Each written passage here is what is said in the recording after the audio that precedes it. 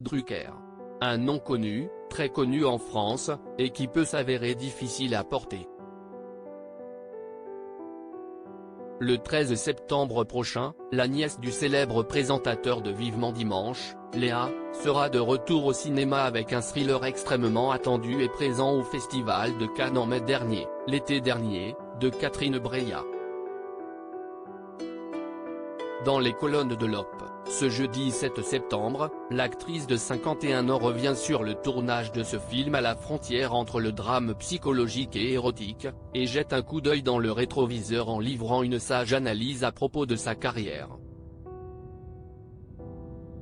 Le succès a tardé, mais je n'ai ressenti aucune frustration, confie-t-elle notamment, avant d'évoquer le long métrage qui a changé la donne, en 2019. Jusqu'à la garde, de Xavier Legrand a été un film important pour lequel j'ai reçu un César, que je peux brandir quand on m'embête à la maison, mais les autres ne l'étaient pas moins. Tout ce qu'on fait a un sens, explique la cousine de Marie Drucker. Depuis cette fiction, sacré meilleur film au César, la compagne de Julien Rambaldi a enchaîné les beaux projets, de Le Monde Entier, Incroyable mais vrai, Les couleurs de l'incendie, Close. L'imposant comme l'une des comédiennes les plus désirées sur 7e art français. Une trajectoire dont Léa Drucker est aujourd'hui très fière. À 18 ans, je trimballais des rêves de conservatoire et de comédie française.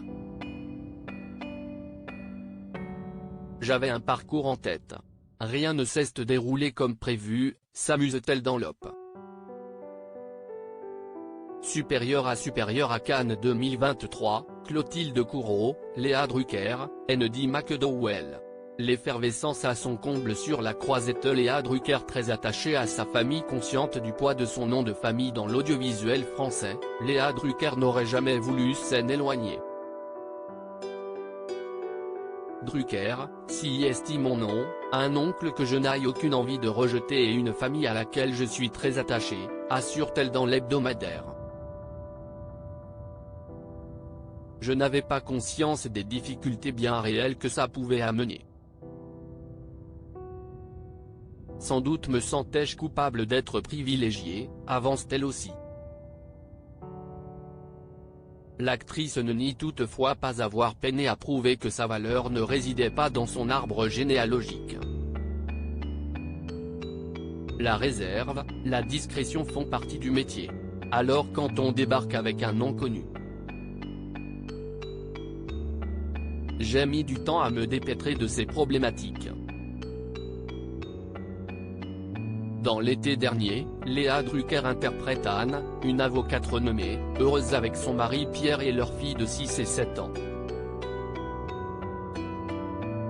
Mais un jour, le fils de son époux né d'un précédent mariage, Théo, 17 ans, fait irruption dans leur vie bien rangée et emménage avec la famille. Très vite, une relation charnelle s'installe entre l'adolescent et sa belle-mère. Il révèle rapidement à son père qu'il a une liaison avec Anne, mais cette dernière nie. Crédit photo, Jacques-Ovid Moreau.